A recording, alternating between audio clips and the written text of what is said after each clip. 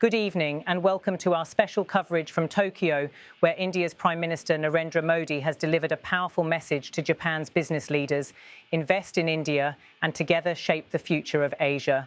The visit, part of Modi's two-day tour of Japan, brought him to the Japan-India Economic Forum, an event designed to showcase opportunities, strengthen bilateral ties, and chart new directions in trade, technology, and strategy.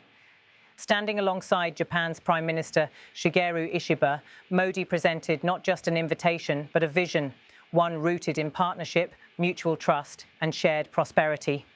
As the cameras rolled, the symbolism was clear. Modi and Ishiba walked side by side into the packed forum, exchanging greetings and handshakes before Modi bowed respectfully to the audience. The gestures underscored the seriousness of the moment. This was not simply a ceremonial occasion, but a strategic pitch aimed at reshaping regional economic dynamics. In his opening remarks, Modi reminded the audience of Japan's long-standing role in India's development journey. From metros to manufacturing, from semiconductors to startups, he declared, the partnership between New Delhi and Tokyo has become a symbol of trust. His words resonated with a hall full of Japanese executives who have seen their companies thrive in India, and with policymakers who view the partnership as central to Asia's economic stability. Modi then turned to one of the most striking examples of this cooperation, the automobile sector. Japanese brands like Toyota, Suzuki, and Honda have not only become household names in India, but also created vast ecosystems of suppliers, engineers, and workers. This success, Modi said, was a model for future collaboration, and he urged Japanese business leaders to carry this success story into new domains: batteries, robotics, semiconductors, shipbuilding, and even nuclear energy. In doing so, he linked India's industrial ambitions with Japan's cutting-edge expertise, presenting a roadmap that could define the next chapter of Asia's growth. But Modi's pitch did not stop at India and Japan. He widened the frame, calling on Tokyo and New Delhi to collaborate for the development of the Global South and Africa in particular. This was not only an economic appeal, but also a geopolitical one. By highlighting the needs of Africa, Modi positioned India and Japan as leaders of a more inclusive global order, one that offers an alternative to other, more coercive models of investment. His call to "Make in India, make for the world" was at once an invitation and a slogan, crafted to capture the imagination of Japanese boardrooms. Switching into English, Modi reinforced the strategic weight of his message. He declared that the India-Japan partnership is strategic and smart, powered by economic logic. Together, he said, the two nations had turned shared interests into shared prosperity. India, he insisted, was not just a vast market of 1.4 billion people, but also a springboard for Japanese businesses to reach the wider global south. With confidence, Modi concluded that India and Japan would shape what he called the Asian century, delivering stability, growth, and prosperity. This speech, lasting only minutes, carried profound implications. It was not merely an invitation for investment, but a carefully crafted narrative that connected economics with strategy, history with ambition, and bilateral cooperation with global leadership. Modi's choice of Tokyo was deliberate. Japan is not just another investor in India, but one of its most trusted partners. For decades, Japanese capital and technology have built India's metros, factories, and industrial corridors. Now Modi was asking Japan to take the leap into new sectors critical for the future, from robotics and semiconductors to renewable energy and nuclear power. The timing is also significant. Around the world, supply chains are being redrawn. After the disruptions of the pandemic and amid geopolitical tensions that have shaken global trade, companies are searching for reliable alternatives. India is presenting itself as one of those alternatives: democratic, dynamic, and determined.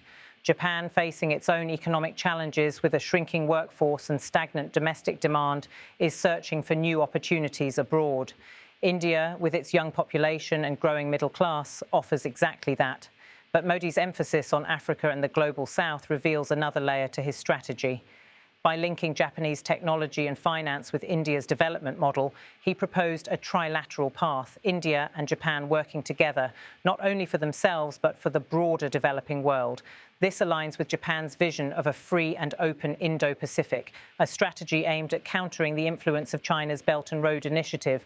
It also strengthens India's role as a leader among developing nations, positioning it as both a recipient and a provider of solutions. The nuclear energy reference, too, was telling. Historically, Japan hesitated to deepen nuclear cooperation with India due to concerns about non-proliferation. But with climate concerns mounting and the need for sustainable energy growing, both countries are revisiting these areas with renewed urgency.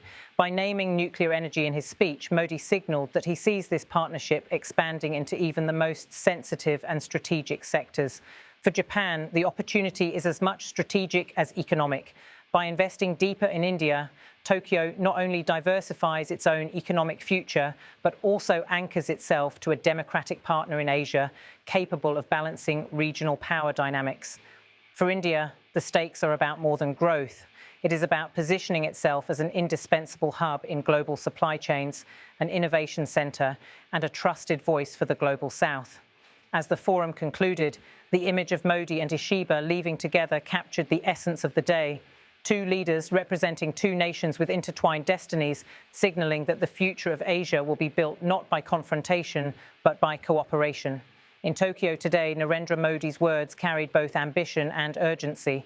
He sought to convince Japanese businesses that India is not just another market, but a partner for the future, a springboard to new opportunities and a co-architect of global prosperity. And so his message lingers, make in India, make for the world.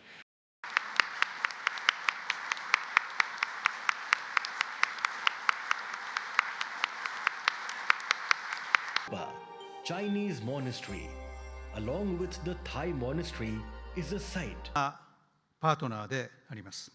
現在、1400社でおります。今回のモディ首相の石破総理、ありがとうございました。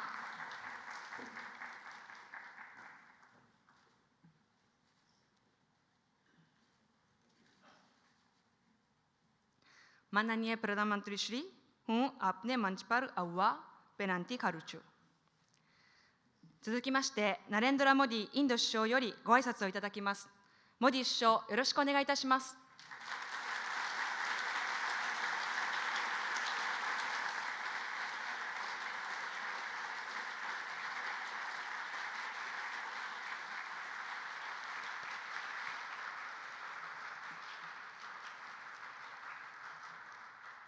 Please remain seated and see off both honorable Prime Ministers with big round of applause.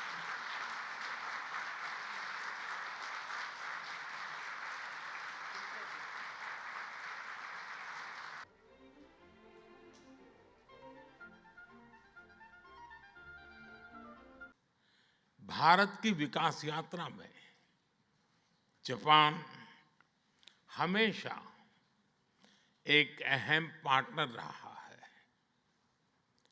Metro से लेकर manufacturing तक,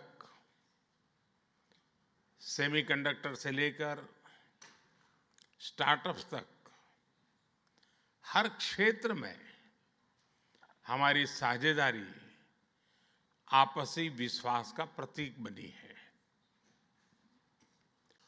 auto sector में हमारी भागीदारी बेहद सफल रही है और अभी प्रधानमंत्री जी ने इसका विस्तार से वर्णन किया।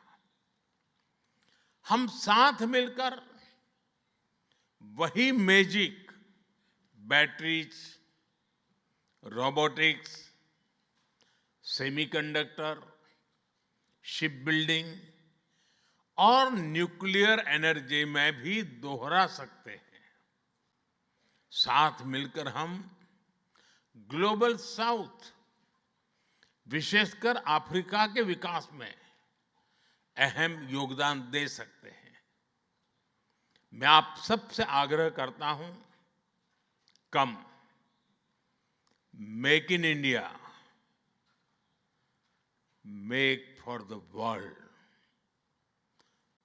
अंत में मैं यही कहना चाहूंगा, India and Japan's partnership is strategic and smart, powered by economic logic. We have turned shared interest into shared prosperity. India is the springboard for Japanese businesses to the global south. Together, we will shape the Asian century for stability, growth, and prosperity.